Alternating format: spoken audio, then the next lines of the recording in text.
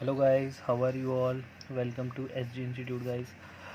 बच्चों, अभी जो हमने लास्ट लेक्चर किया था वो किसका था? जर्नल एंट्रीज का ही। ठीक है, अभी मैंने अभी न्यू बुक देखी है, तो न्यू बुक में कुछ इस तरीके से उन्होंने किया है। लास्ट ईयर की बुक में क्या था कि जो जर्नल का चैप्टर था उसी में मिक्स था जीएसटी। ठीक है, अब इन्होंने न्यू बुक में क्या किया है, अपनी बुक को बेचने के लिए करते हैं ये लोग, बाकी कुछ भी चेंजेस नहीं होते। ठीक है, इन्होंने क्या किया कि इन्होंने अपना एक जर्नल विदाउट जीएसटी, जर्नल जो चैप्टर है 8th चैप्टर विदाउट जीएसटी वाला एक अलग चैप्टर कर दिया, और जीएसटी का पूरा चैप्टर इन्होंने अलग कर दिया। ठीक है, मतलब जीएसटी का अब अलग चैप्टर बना है, जो कि मेरे ख्याल से 11th चैप्टर के बाद से शुरू होगा जीएसटी। ठीक है, बट इससे कोई फ़र्क नहीं पड़ता, कोई कॉन्सेप्ट चेंज नहीं है, कुछ चेंज नहीं, सब कुछ वैसे ही है। तो मैंने अभी नई बुक देखी है, तो उसमें से मैं पहले 2-3 क्वेश्चंस करवाऊंगा जो काफ़ी ज़्यादा इंपॉर्टेंट है आपके लिए। ठीक है, उसके बाद हमारा जो कॉन्सेप्ट है विदाउट जीएसटी वाला जर्नल एंट्रीज़ वो ख़त्म हो जाएगा। ठीक है, फिर हम उन्हीं जर्नल एंट्रीज़ को किसके साथ पढ़ेंगे नेक्स्ट लेक्चर में? जीएसटी के साथ। ठीक है बेटा, चलिए बेटा क्वेश्चन देखो, कह रहा है कि 15th क्वेश्चन हम कर रहे हैं।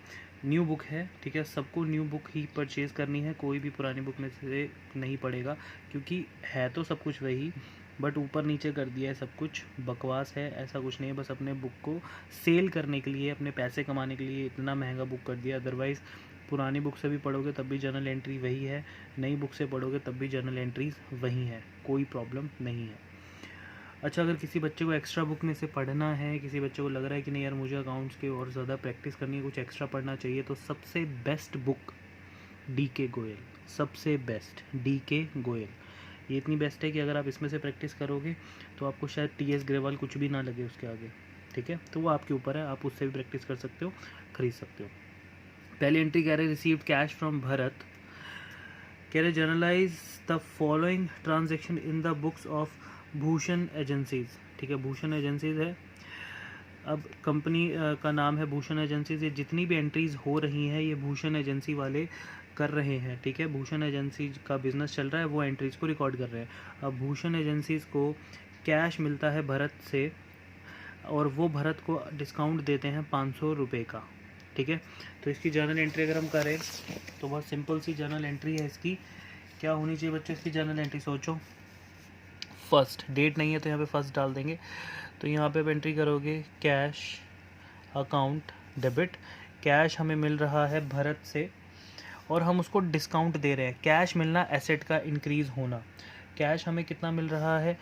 20,000 कैश हमें मिल रहा है, और हमने उसको डिस्काउंट कितना दिया है? हमने 500 डिस्काउंट दिया है। बच्चों बताओ, डिस्काउंट देना उन 5 अकाउंट में से किस में आता है? डिस्काउंट देना आता है हमारा एक्सपेंसेस में, और एक्सपेंसेस जब भी हमारी इंक्रीज़ होती हैं वो हमेशा डेबिट होती हैं। तो भरत ने हमें पैसे क्यों दिए होंगे? क्योंकि कभी उसने हमसे गुड्स उधार लिया होगा या पैसा उधार लिया होगा। अब जब जो जिससे भी हमें अपना उधार वाला पैसा वापस मिलता है वो कौन होता है? हमारा डेटर। अब भरत ने जब आपके पैसे आपके लौटा दिए तो क्या वो आपका डेटर रहा? पैसे लौटाने के बाद डेटर नहीं रहता, हमारा उससे कोई मतलब नहीं होता, हम उसे कैंसिल कर देते हैं। तो हमने यहाँ पे भरत को क्रेडिट किया, एसेट को कम किया, क्योंकि डेटर्स हमारी एसेट होते हैं, क्योंकि उससे पैसे मिलने होते हैं।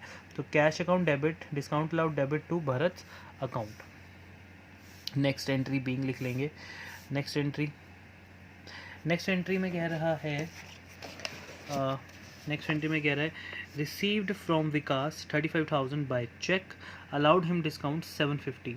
रिसीव्ड फ्रॉम विकास, विकास से आपको कितने रुपए मिले हैं? 35,000 मिले हैं चेक के थ्रू, और आपने उसको कितना डिस्काउंट अलाउड किया है? 750। चलिए, तो यहाँ पे इसकी जर्नल एंट्री क्या होगी? आपको चेक से पैसे मिले बेटा, तो चेक का मतलब क्या होता है? बैंक। तो बैंक अकाउंट डेबिट। वैसे मैंने इस क्वेश्चन में आगे पढ़ लिया है कि जो चेक हमें मिला है अभी किससे, चेक हमें मिला है विकास से। मैंने आगे पूरा क्वेश्चन पढ़ लिया है कि विकास के चेक के बारे में आगे किसी भी ट्रांजैक्शन में कुछ नहीं बोला। कहने का मतलब ये है कि कई बार मैंने आपको वो केसेस बताया ना कि हमें सेम डे चेक मिलता है और हम सेम डे डिपॉजिट नहीं करवाते, तो वो चेक इन हैंड बनता है। तो उसके लिए जब भी ऐसे अगर आपको चेक मिलता है तो आप एक बार आगे की ट्रांजेक्शन्स को पढ़ लें, कभी कभी बार क्या होता है कि चेक हमें मिलता है, उसकी 2-3 ट्रांजेक्शन्स के बाद लिखा होता है कि चेक को हमने बैंक में डिपॉजिट करवाया, तो वो जो चेक हमें मिला होता है यहाँ पे करंट, उसको हम चेक इन हैंड मानते हैं, है ना। लेकिन इसमें ऐसा कुछ नहीं है, इसमें सेम डे मिला और सेम डे डिपॉजिट हुआ, क्योंकि कुछ भी नहीं बोला। तो हमको चेक मिला, हमें चेक मिला है विकास से, कितने रुपए का चेक मिला है हमें? 35,000। अच्छा हाँ, एक चीज़ और, कितने का है, हाँ ठीक है, हमें चेक मिला है 35,000 का। हमने उसको 750 रुपीज़ क्या दिया है, डिस्काउंट। और वही सेम डिस्काउंट अलाउड हमारे लिए क्या होता है, एक एक्सपेंस, कितने का, 750। अब विकास ने हमें पैसा क्यों दिया होगा, क्योंकि वो हमारा डेटर होगा। उसने हमसे कभी गुड्स उधार लिए होंगे या पैसे उधार लिए होंगे, अब उसने लौटा दिए। लेकिन उसने हमसे कितने पैसे उधार लिए होंगे, 35,750 रुपीज़। टोटल करके हम डेटर को कम करें, क्योंकि हमने विकास से लेने थे 35,750, हमने उसको कहा भैया 750 का देंगे डिस्काउंट, 35,000 उसने हमें क्या दे दिए, चेक। ऐसे ही सेम यहाँ पर हुआ। क्लियर है। नेक्स्ट, तो नेक्स्ट में क्या रहा है, थर्ड एंट्री में received cash from Akhil 3800 in settlement. Settlement का मतलब भी क्या होता है, डिस्काउंट। सेटलमेंट का मतलब भी मैंने क्या बताया था, डिस्काउंट। कह रहे भैया 38,000 था, कितने में सेटलमेंट हो गई, 40,000 लेने थे और 38,000 में सेटलमेंट हो गई, यानी कि 2,000 रुपये जो है वो क्या हमने दिया है अखिल को डिस्काउंट। तो इसकी एंट्री क्या हो जाएगी बच्चों, इसकी एंट्री होगी कैश अकाउंट डेबिट। अखिल से हमें मिल रहे हैं 38,000 रुपीज़, और हम सेटलमेंट कितने के हुई है, 40 की सेटलमेंट 38 में हुई है। 2,000 रुपये का हमने क्या दिया है उसे, डिस्काउंट अलाउड, अकाउंट डेबिट, कितने का, 2,000 रुपये। और अखिल हमारा डेटर हुआ करता था, लेकिन पैसे देने के बाद हमने अपने डेटर को कैंसिल कर दिया, यानी एसेट को कम कर दिया। अखिल्स अकाउंट कितने से डेटर कम हुआ हमारा, 40,000 से, एसेट कम, बीइंग लिख लेंगे। चलिए नेक्स्ट, देखिए नेक्स्ट में क्या रहा है, receive from Amrit ₹50,000 by cheque on account against dues of 60,000। बेटा ऑन अकाउंट को अगर आप एक साथ पढ़ो, ऑन अकाउंट को कुछ बच्चे क्या समझते हैं कि इसका मतलब है बैंक अकाउंट। ऑन अकाउंट का मतलब होता है उधार। ऑन अकाउंट को अगर एक साथ पढ़ा जाता है तो उसको बोलते हैं उधार। कह रहे हमें अमृत से 50,000 का चेक मिला on account against dues. On account मतलब उसने हमसे जो उधार लिया था, ठीक है, अगेंस्ट ड्यूज़, कितने ड्यूज़ के, 60,000 के बदले में उसने हमें अभी कितने रुपए दिए हैं, 50,000 रुपीज़। जो हमसे उसने उधार लिए थे 60,000 रुपये, उसके बदले अभी वो कितने दे रहा है, 50,000 रुपये। अब इस एंट्री में अगर आप ध्यान से पढ़ो और पिछली आप जो भी एंट्रीज़ मैंने करवाई आपको उनको पढ़ो और आपस में मैच करो, तो यहाँ पे एक बात बताओ, कहीं लिखा है क्या कि डिस्काउंट हम दे रहे हैं या सेटलमेंट कर रहे हैं, लिखा है, कुछ नहीं लिखा ना। तो इसका मतलब ये है कि हमने अमृत से 60,000 रुपये लेने थे, जिसमें से अमृत ने अभी 60 में से सिर्फ कितने दिए हैं, 50,000 रुपये। अभी भी हमने उससे कितने रुपए लेने हैं, 10,000 रुपये। क्लियर है। अब कुछ बच्चे यहाँ पे कंफ्यूज हो जाते हैं, वो ये कहते हैं कि सर अगर आप कह रहे हो कि 60,000 रुपये लिए थे और 50,000 रुपये अभी दे रहा है, तो बाकी के 10,000 रुपये कहाँ गए। मेरी बात ध्यान से सुनना, 10,000 रुपये की एंट्री इस 60,000 में तो है।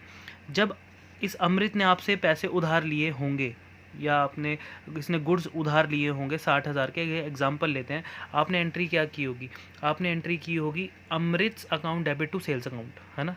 अगर इसने गुड्स उधार लिए तो Amrit account debit to sales, तो आपने अमाउंट कितना डाला अमृत के अकाउंट में, 60,000। अमृत के अकाउंट में कितना अमाउंट डाला होगा आपने, 60,000 से अमृत को आपने किया होगा डेबिट। अब इस वाली एंट्री में अमृत आपको कितने रुपए दे रहा है, 60 में से 50,000, तो अमृत को आप कितने से क्रेडिट करोगे, 50,000 से। तो आप खुद सोचो, अमृत ऑलरेडी आपने डेबिट कर रखा है 60,000 से और अब आप उसको क्रेडिट कर रहे हो 50,000 से। तो देखो, डेबिट माइनस क्रेडिट कितना बचा, अभी भी 10,000 रुपये उसके अकाउंट में डेबिट है। तो हमने पहले का जो अमाउंट है 60,000, है ना, उसी के अंदर उसके 10,000 छुपे हुए हैं जो अभी भी उसने हमें देने हैं। ठीक है बेटा, क्लियर है सबको। तो इसकी एंट्री क्या करेंगे बेटा, इस एंट्री को मैं थोड़ा और डेप्थ में समझाता हूँ। देखो, जब अमृत ने आपसे उधार लिया होगा, मान लेते हैं कि एग्जांपल ले रहा हूँ मैं, अमृत ने आपसे 60,000 रुपये का गुड्स उधार लिया, आपने सेल की उसको 60,000 के गुड्स उधार। तो आपने एंट्री क्या की होगी, Amrit account debit to sales account, अगर आपने अमृत को गुड सोल्ड किया है क्रेडिट पे, है ना, यही एंट्री हुई होगी। तो क्वेश्चन में हमें इस एंट्री से कोई मतलब नहीं है, ठीक है, ये मैंने आपको समझाने के लिए लिखवाई है। क्वेश्चन में एंट्री क्या दे रखी है, क्वेश्चन में कह रहा है अमृत आपका डेटर था 60,000 का, उसने 60,000 के बदले अभी तक आपको उसमें से 60,000 में से उसने सिर्फ कितने दिए हैं, 50,000 रुपये। अगर उसने आपको 50,000 रुपये दिए हैं तो आप एंट्री क्या करोगे, कैश अकाउंट डेबिट टू अमृत, वो भी कितने से, 50,000 और 50,000। अब एक बात बताओ, अमृत कौन है, आपकी एसेट, आपने एसेट को इंक्रीज़ किया यानी कि प्लस, एसेट इंक्रीज मतलब प्लस होती है, डेटर है वो आपका। अब आपने यहाँ पे अमृत ने आपको 60 में से 50,000 रुपये दे दिए, तो आपने 50,000 रुपये से अमृत जो आपका डेटर है उसको कितने से कम कर दिया, 50,000 से कर दिया कम। अब ज़रा देखना कितने से प्लस है वो, 60 से, कितने से माइनस हुआ, 50 से। अभी भी इस 60,000 में कितना बचा है, अभी भी वो कितने से प्लस है, अभी भी वो 10,000 से ऑलरेडी प्लस है। ये अभी तक ये वाला अमाउंट ज़ीरो नहीं हुआ, डेबिट हमारा अभी भी क्रेडिट से ज़्यादा है, समझ गए ना बात। तो 10,000 रुपये का अगर डाउट है तो वो ऑलरेडी इसके अंदर है।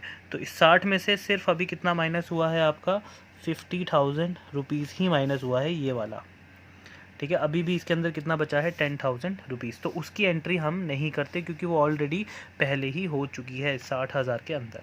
तो हमें जो एंट्री करनी है वो कौन सी करनी है भैया, जो क्वेश्चन डिमांड कर रहा है कि अमृत हमें 60 में से 50,000 रुपये दे रहा है। यहाँ पे डिस्काउंट वर्ड क्यों नहीं आएगा, क्योंकि यहाँ पे ना सेटलमेंट लिखा है ना ही डिस्काउंट अलाउड लिखा है।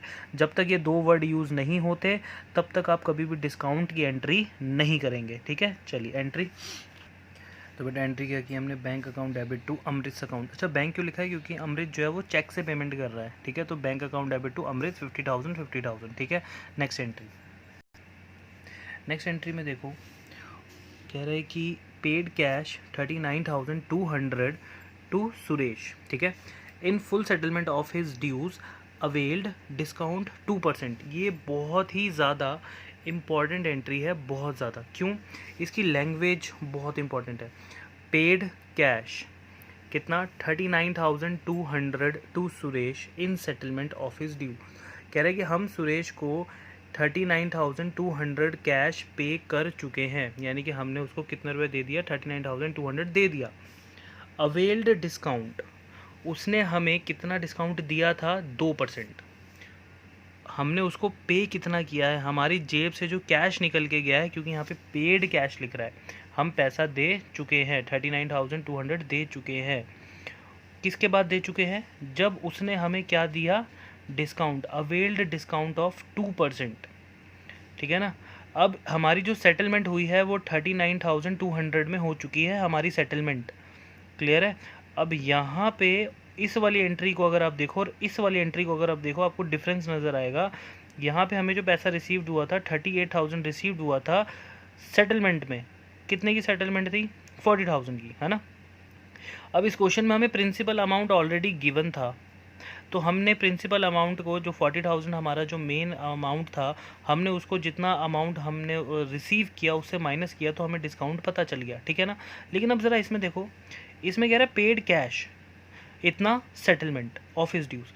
अब उसमें सीधा सेटलमेंट का अमाउंट दे रखा है और आपको ये नहीं बताया कि भैया प्रिंसिपल अमाउंट कितना था। 39,200 जो था वो तो 2% को डिस्काउंट को माइनस करने के बाद था ना, है ना। 2% डिस्काउंट माइनस किया हमने, अवेल्ड लिखा है यहाँ पे कि 2% डिस्काउंट दे चुका है और सेटलमेंट में हम इतने पैसे दे चुके हैं।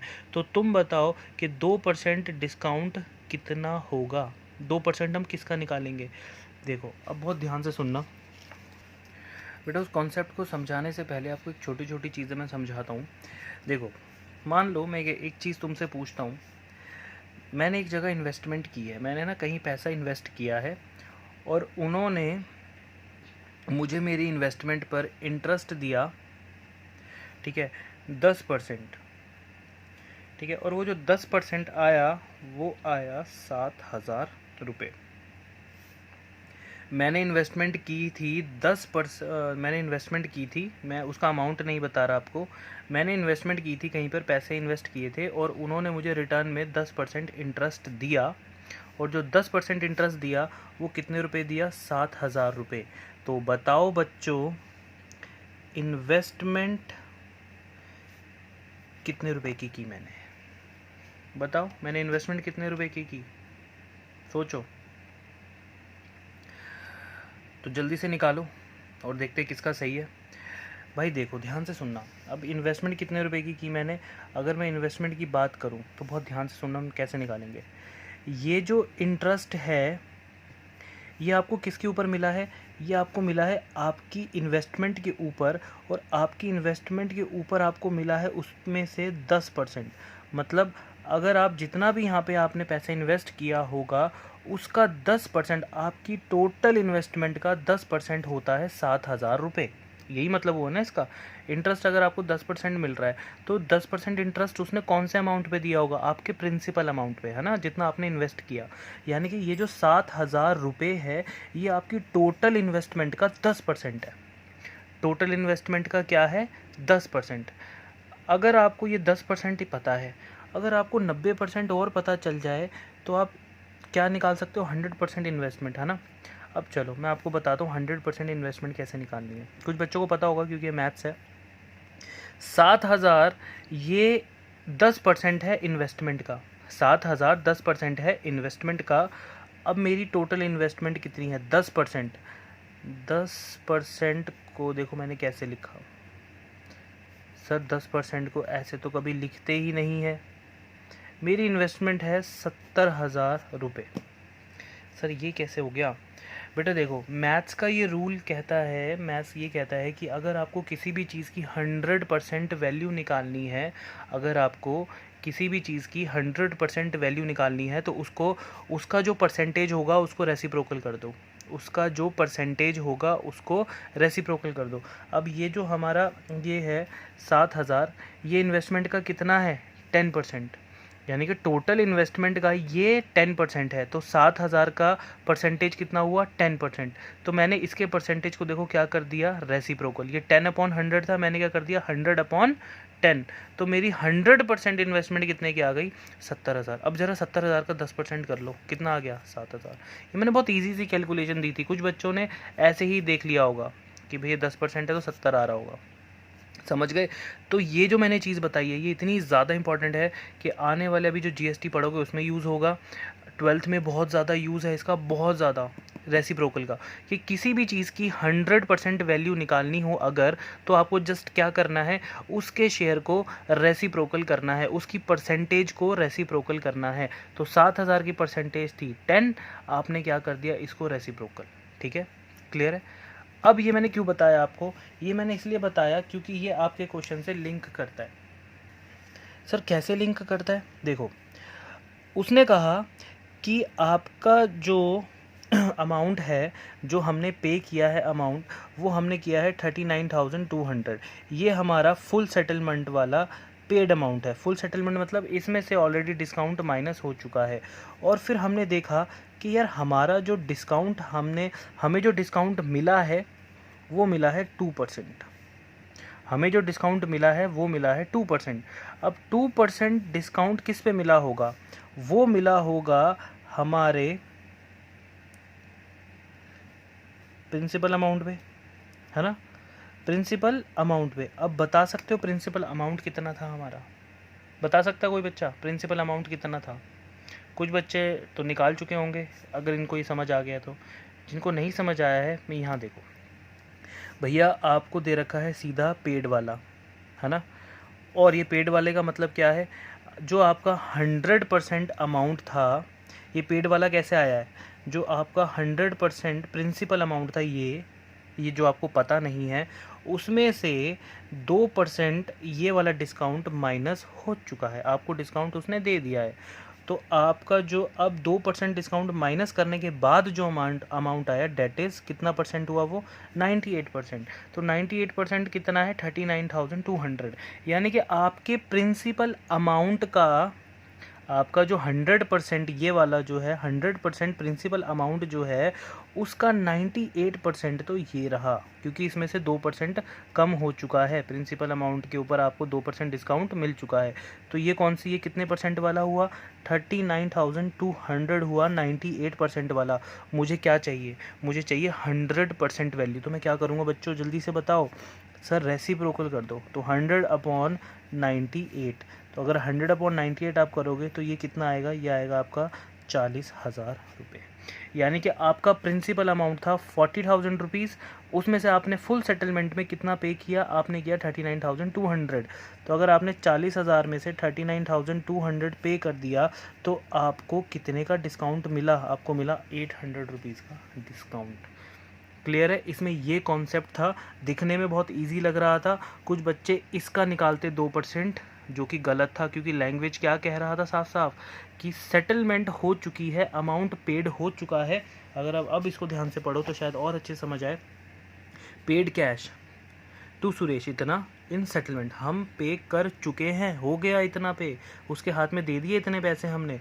अवेल्ड डिस्काउंट, उसने हमें कितना डिस्काउंट दिया था, पास्ट है, कितना दिया था, 2%। अब 2% कितना है हमें नहीं पता, क्योंकि ये प्रिंसिपल अमाउंट नहीं है, इसलिए हमने क्या किया, ये वाली कैलकुलेशन, 100% वाली कैलकुलेशन। बेटा क्लियर है ये चीज़, ठीक है। अगर कोई डाउट हो इसके अलावा, ज़्यादा डाउट हो तो आप प्लीज़ ज़रूर पूछें मेरे से, ये बहुत इंपॉर्टेंट है, मोस्ट इंपॉर्टेंट। तो इसकी एंट्री करते हैं अब। तो बेटा एंट्री देखो, हम जो पे कर रहे हैं वो सुरेश को कर रहे हैं, तो सुरेश अकाउंट ये कर देंगे हम डेबिट। 40,000 रुपये से हम अपने क्रेडिटर को कम कर रहे हैं। भैया जिसको भी, जिससे आप पैसे लेते हो वो डेटर है, जिसको आप पैसे देते हो वो क्रेडिटर है, ठीक है। ठीक है रिया, जिसको बेटा हम पैसे देते हैं ना रिया बेटा, वो हमारे लिए क्या होते हैं, वो क्रेडिटर्स होते हैं, ठीक है। जिसको हमने पैसे देने होते हैं और जिनसे लेने होते हैं वो डेटर होते हैं। तो यहाँ पे सुरेश अकाउंट डेबिट 40,000 टू अब आप उनको पे कर रहे हो, आपने उनको पे कितना किया है, आपने उनको पे किया है ₹39,200। तो यहाँ पे टू कैश आपकी एसेट कम हो रही है, कितने से, 39,200 से। और उसने आपको कितना डिस्काउंट दिया है, आपको डिस्काउंट दिया है उसने 800 रुपये का। तो डिस्काउंट रिसीव्ड लिखना है पूरा, अकाउंट 800 रुपीज़। क्लियर है। तो हमारी इनकम बढ़ गई, डिस्काउंट रिसीव्ड, इनकम होता है, प्रॉफिट होता है, प्रॉफिट आता है रिवेन्यू में, रिवेन्यू इंक्रीज होता है, वो क्रेडिट होता है। क्लियर है। अब यहाँ पे बीइंग लिख देंगे, उसके बाद करते हैं अपना नेक्स्ट। चलिए क्या लिखा बच्चों, नेक्स्ट में paid by cheque 25,000 to Mehar in settlement of her dues 26,000। देखो अब इसमें साफ साफ लिखा है कि भैया 25,000 रुपये हम सेटलमेंट में पे कर रहे हैं, और थी कितने रुपए की, 26,000 रुपये हमारे ड्यू थे, हमने 26,000 रुपये देने थे, 26,000 के बदले में हम पूरे सेटलमेंट यानी डिस्काउंट आ गया, 25,000 रुपये हम दे रहे हैं। प्रिंसिपल अमाउंट हमें गिवन है और पेड अमाउंट भी हमें गिवन है। अब इन दोनों का डिफरेंस हमें पता पड़ गया कि डिस्काउंट है 1,000 रुपये का। चलिए एंट्री, मेहर्स अकाउंट डेबिट, भैया अपना क्रेडिटर ख़त्म कर लो, 26,000 रुपये का क्रेडिटर है आपका। लेबिलिटी कम होती है, डेबिट होता है, क्रेडिटर्स हमारी लेबिलिटी होते हैं। टू बैंक अकाउंट, क्योंकि आप चेक से पे कर रहे हो, to bank account. Bank account कितने पे कर रहे हो आप, सिर्फ 25,000 रुपये का उसको चेक दे रहे हो, और बाकी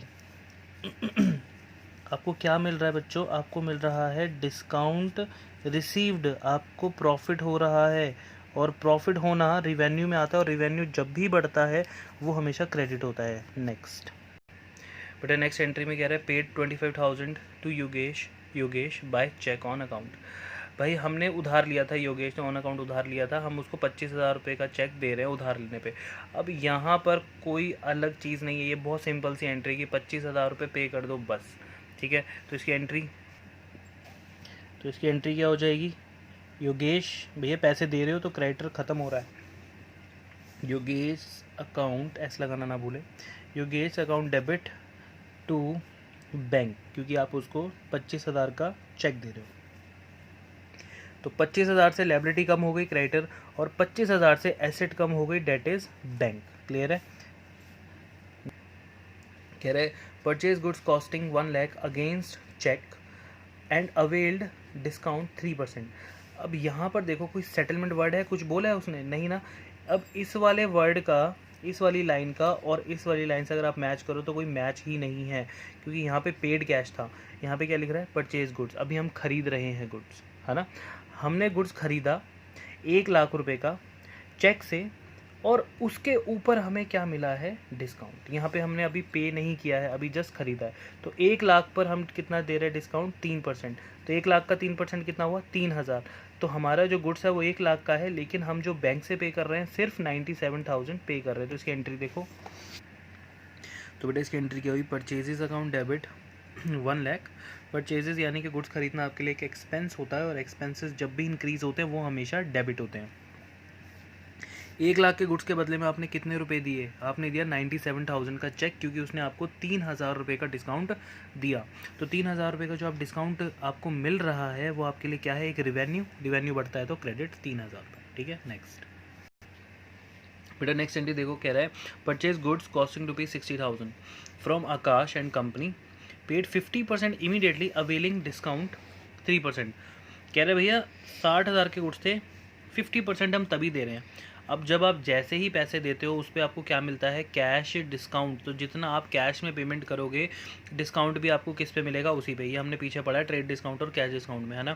तो इसकी एंट्री क्या हो जाएगी, तो बेटा एंट्री देखो, परचेजेस अकाउंट डेबिट, हम गुड्स खरीदने गए थे, 60,000 का खर्चा, गुड्स खरीदना एक्सपेंस है, डेबिट।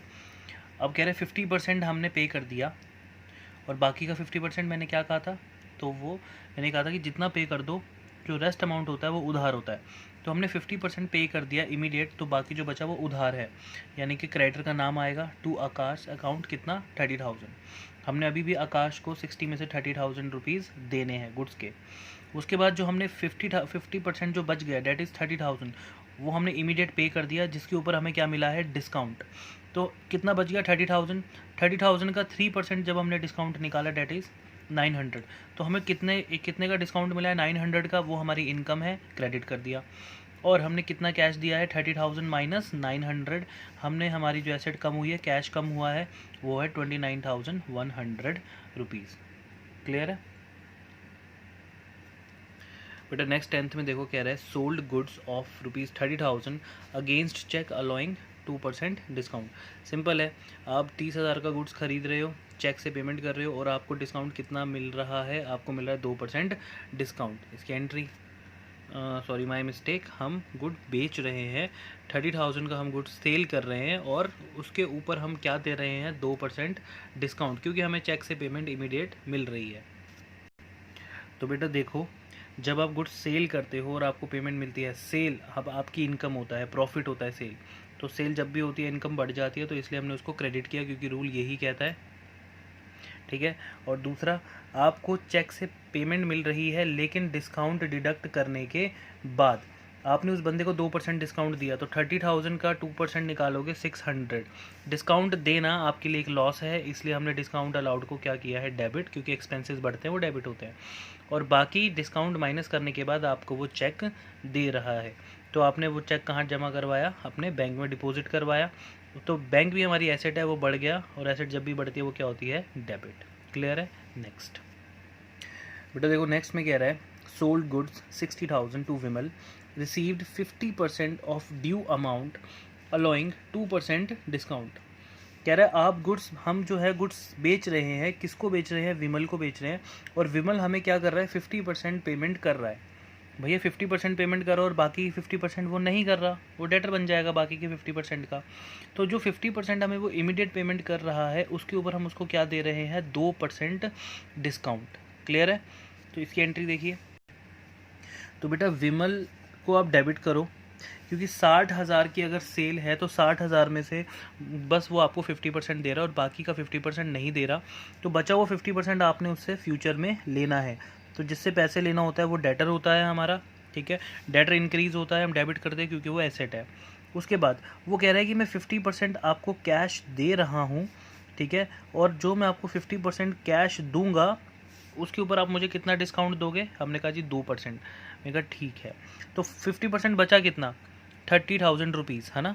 तो 30,000 रुपीज़ का अगर आप 2% कैश निकाल लो तो वो कितना आ जाएगा हमारा, 600 रुपीज़।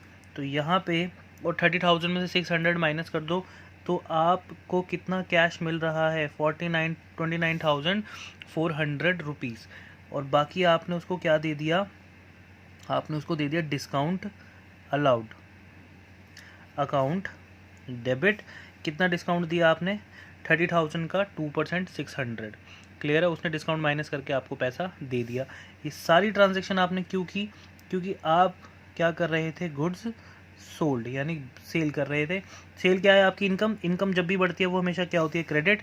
इसलिए हमने 60,000 से सेल को कर दिया क्रेडिट। नेक्स्ट बेटा देखो, ये जो एंट्री है 12th, ये बहुत इंपॉर्टेंट एंट्री है, बहुत ध्यान से समझना। तुम्हें आती है, बस थोड़ा सा कैलकुलेशन वर्क है इसमें, ठीक है। एक स्टोरी की तरह ये एंट्री इन्होंने बनाई है।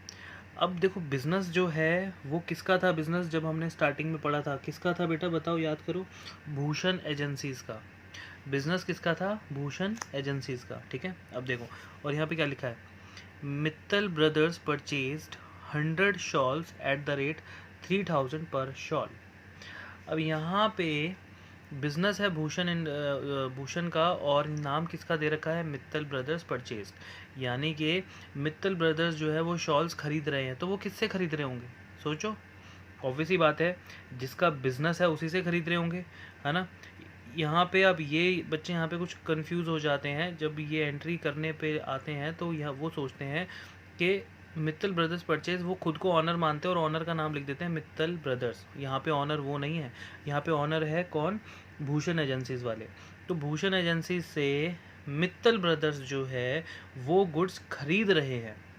फिर ध्यान से सुनना, हम अकाउंट्स किसके बना रहे हैं, हम किसका बिजनेस की ये जर्नल एंट्री कर रहे हैं, हम कर रहे हैं भूषण एजेंसीज के। तो भूषण एजेंसी के अकाउंट्स में एक एंट्री आई मित्तल ब्रदर्स की। तो मित्तल ब्रदर्स जो थे वो भूषण वालों से शॉल्स परचेज कर रहे थे, है ना। आप अकाउंट्स किसके बना रहे हो, भूषण के ना। तो भूषण अगर मित्तल ब्रदर्स परचेज कर रहे हैं तो भूषण क्या कर रहा होगा, वो सेल कर रहा होगा। तो हमें जो एंट्री करनी है वो सेल की करनी है, ना कि परचेज की। ये सिर्फ कंफ्यूज करने के लिए आपको ऐसे दिया है। फिर ध्यान से सुनना, जिस ऑनर का नाम दे रखा होता है हम अकाउंट्स भी उसी के बनाते हैं, ठीक है। मित्तल ब्रदर हमारा ऑनर नहीं है, हमारा ऑनर कौन है, भूषण। तो मित्तल ब्रदर अगर परचेज कर रहा है तो वो किससे परचेज कर रहा होगा, भूषण से, है ना। तो भूषण क्या कर रहा है, सेल। तो हमें यहाँ पे एंट्री क्या करनी है, सेल की। कह रहा है Mittal brothers purchase 100 shawls of 3,000 पर शॉल। 3,000 की एक शॉल है, यानी कि टोटल कितना हो गया, 3 lakhs की, है ना। कह रहा है allowed 10% trade discount and 3% cash discount. ये तो मैंने आपको कराया है। कह रहे कैश डिस्काउंट कब मिलेगा, if payment is made with in 14 days। अगर मित्तल ब्रदर्स, है ना, मित्तल ब्रदर्स अगर पेमेंट किस में कर देते हैं, 14 दिन के अंदर अंदर पेमेंट कर देते हैं, तो भैया हम उनको क्या दे सकते हैं, trade discount. Mittal brothers received 10 shawls of poor quality. जब हमसे उन्होंने शॉल खरीदी, ठीक है, भूषण से, तो उनको उसमें से 10 शॉल जो थी वो बेकार मिली, ख़राब मिली। उन्होंने क्या कर दिया, उसे return, that is purchased return, purchase return हो गया।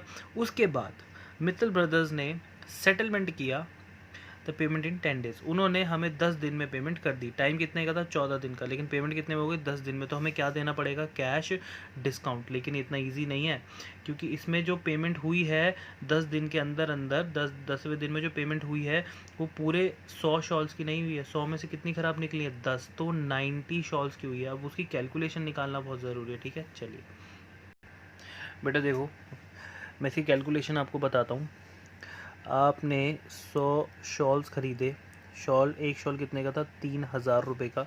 तो आपके टोटल शॉल्स आपको पड़ते हैं 3 लाख रुपए के, आपके शॉल्स हैं। उसके ऊपर आप, यानी जो भूषण इंडस्ट्रीज़ है वो मित्तल को ट्रेड डिस्काउंट दे देते हैं। तो हमने इसमें से क्या माइनस करना है, trade discount at the rate कितना परसेंट बोल रहा है वो, 10%। हमने 30,000 रुपये, 3 लाख का 10% हो गया 30,000, ट्रेड डिस्काउंट दे दिया, तो बचा कितना, 2,70,000। तो 2,70,000 की हम सेल कर रहे हैं, ये हमारी सेल्स है। सर आगे क्यों नहीं बढ़े आप, क्योंकि अभी पेमेंट नहीं हुई है, पेमेंट अभी होगी, पेमेंट होगी 10वें दिन में, सेम डे पे नहीं हुई पेमेंट, ठीक है। तो यहाँ पे गाड़ी ज़रा रुक जाती है। अब बीच में होता क्या है, बीच में ये होता है कि भैया ये जो हमने जो गुड्स बेचे थे उसमें से 10 शॉल्स जो है वो ख़राब निकल जाती है, और वो जो है वो बंदे हमें शॉल वापस कर देते हैं। 10 शॉल उसने वापस कर दी। तो भैया ये सेल जो है ये आपने पूरे 100 शॉल की लगा रखी है, लेकिन 100 में से उसने कितने वापस कर दिए? आपको 10। तो आपको इस सेल्स में से उन 10 शॉलों को कम करना पड़ेगा, यानी अपनी सेल को कम करना पड़ेगा, है ना। तो यहाँ पे आप क्या लिखोगे? इसमें से लेस करोगे रिटर्न्स। लेस क्या करोगे? रिटर्न्स। अब सेल रिटर्न अगर लेस करोगे तो बहुत ध्यान से सुनना भाई, बहुत ध्यान से। कितनी शॉल्स हैं? 10। एक शॉल कितने रुपए की है? 3000 रुपये की। टोटल कितना हो गया? 30,000 रुपये। तो कुछ बच्चे यहाँ पे ये गलती करते हैं कि भैया वो 30,000 इसमें से माइनस कर देते हैं, लेकिन वो ये भूल गए कि मैंने ट्रेड डिस्काउंट पढ़ाते वक्त ये कहा था कि बेटा चाहे सेल हो, चाहे परचेज हो, चाहे परचेज रिटर्न हो, चाहे सेल्स रिटर्न हो, आप हमेशा ट्रेड डिस्काउंट को माइनस ही करोगे। अगर आपने यहाँ पे गुड्स सेल किया, आपने कितने का? 3 लाख की शॉल थी, सेल कर रहे थे, उसमें से क्या माइनस कर चुके हो आप? 30,000। यानी कि ये जो अमाउंट है ये ऑलरेडी इसमें से ट्रेड डिस्काउंट माइनस है। अब ये जो 10 शॉल है इसमें मैंने कितना अमाउंट लिख दिया? 3,000। कितना हुआ? 30,000। क्या इसमें से अभी ट्रेड डिस्काउंट माइनस है? ये देखो सेम अमाउंट है। तो इसमें से भी अभी ट्रेड डिस्काउंट माइनस नहीं है। तो अभी मैं इसमें से भी क्या लेस करूँगा? Trade discount. ठीक है। और जो कितना आएगा? 3,000 रुपये। ट्रेड डिस्काउंट माइनस किया मैंने कितना? वही सेम @10%।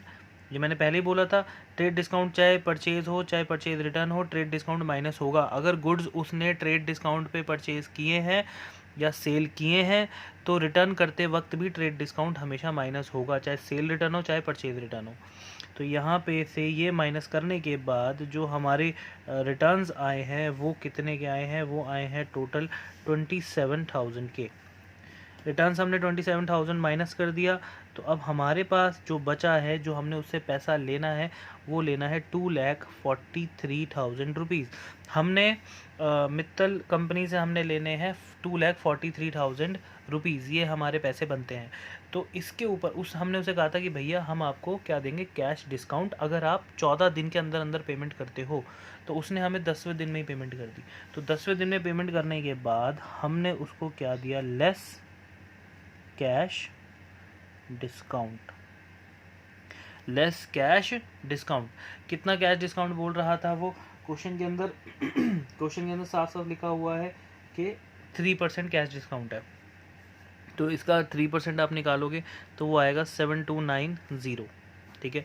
अब ये माइनस करने के बाद हमें जो पैसा रिसीव हुआ मित्तल कंपनी से वो हुआ 2,35,710 rupees. That is amount received. ये था इस पूरे क्वेश्चन का, इस पूरी एंट्री का क्रक्स। ठीक है। ये शॉर्ट वे में मैंने आपको ये कैलकुलेशन करके दिखाई है, क्रक्स दिखाया मैंने आपको। अब इसकी एंट्री कैसे करेंगे वो देखते हैं। चलिए,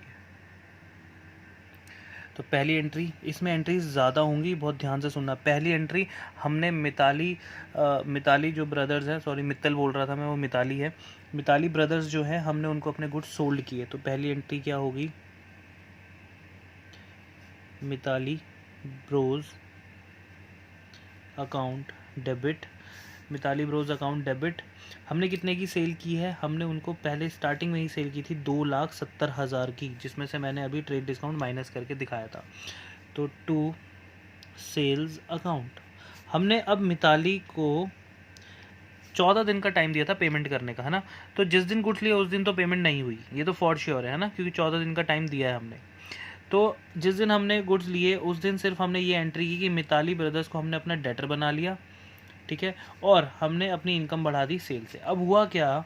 मिताली ब्रदर्स कंपनी है, उनको 10 शॉल जो मिली वो ख़राब मिली, तो उन्होंने वो हमें वापस कर दी। तो सेल्स रिटर्न हो गया। सेल्स क्या हो गया? रिटर्न हो गया। इनकम बढ़ाई थी तो आपने सेल को क्रेडिट किया था, अब सेल रिटर्न हो गया तो इनकम कम हो गई। और रूल ये कहता है कि जब भी इनकम कम होती है तो रिवेन्यू मतलब इनकम मतलब रिवेन्यू कम होता है तो डेबिट। कितने से सेल रिटर्न की थी? हमने पीछे अभी अमाउंट भी निकाला था, हमने रिटर्न की थी 27,000 की। ठीक है। तो यहाँ पे एंट्री क्या आ जाएगी? 27,000 to sales return to Mitali brothers, Mitali bros. कितने से? 27,000। भैया सेल कम करोगे तो डेटर भी कम होंगे, क्योंकि मिताली अब आपको 10 शॉल के पैसे कम देगी, तो आपने 10 शॉल से अपने डेटर भी कम कर दिए। समझ आती है बात? अब देखो नेक्स्ट थर्ड एंट्री।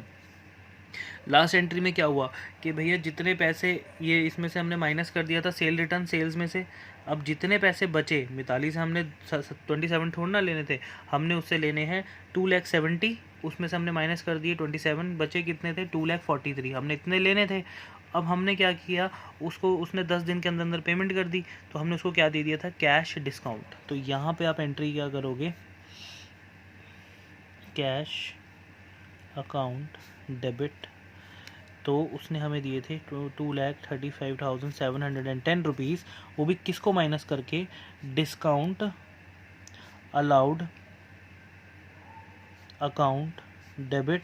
कितने का डिस्काउंट दिया था हमने उसे, 7,290 का और 2।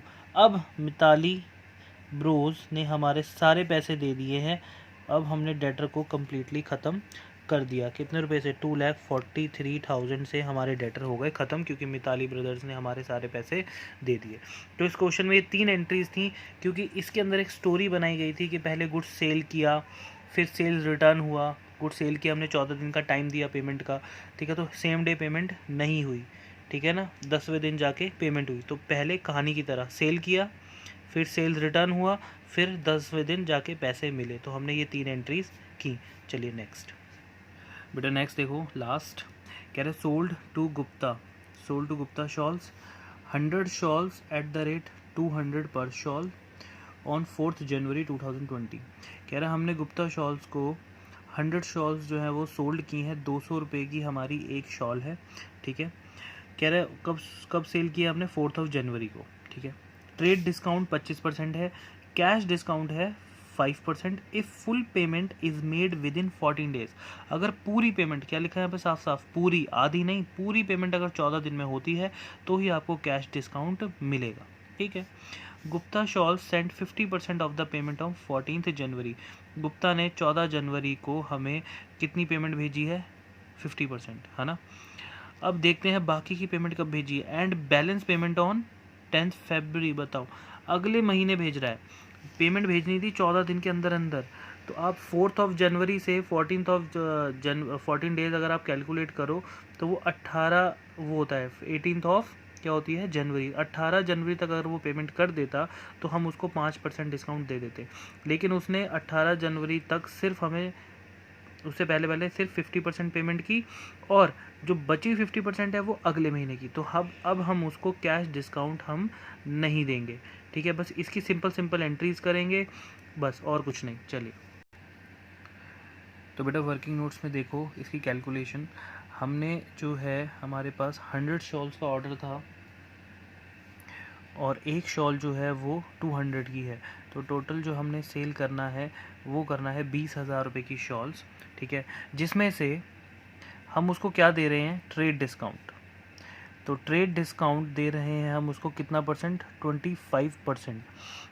तो आप 20,000 का 25% निकालोगे तो वो होता है हमारा 5,000 रुपये, ठीक है बेटा।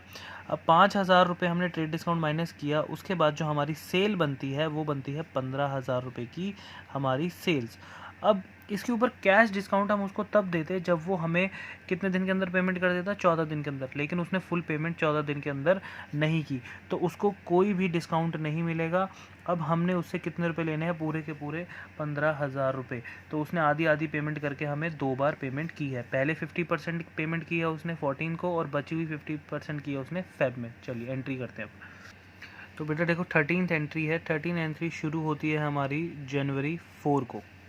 जनवरी 4 में उसने सबसे पहले क्या किया, गुप्ता शॉल्स को हमने अपने जो शॉल्स है, जो गुड्स है वो बेचे हैं, तो यहाँ पे हमने एंट्री की है क्या, गुप्ता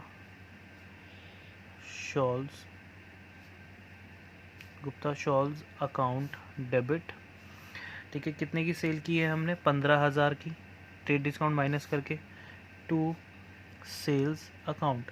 गुप्ता शॉल्स हमारे डेटर बन गया, एसेट है, पैसे लेने हैं, और टू सेल्स अकाउंट हमारी इनकम बढ़ गई 15,000 से। अभी हमें 4 जनवरी तक कोई पैसा नहीं मिला, अभी हमने उधार ही गुड्स दिए हैं।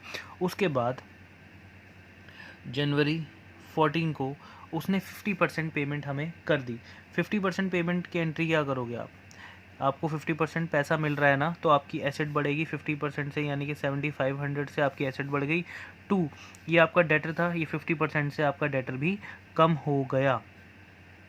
तो गुप्ता शॉल्स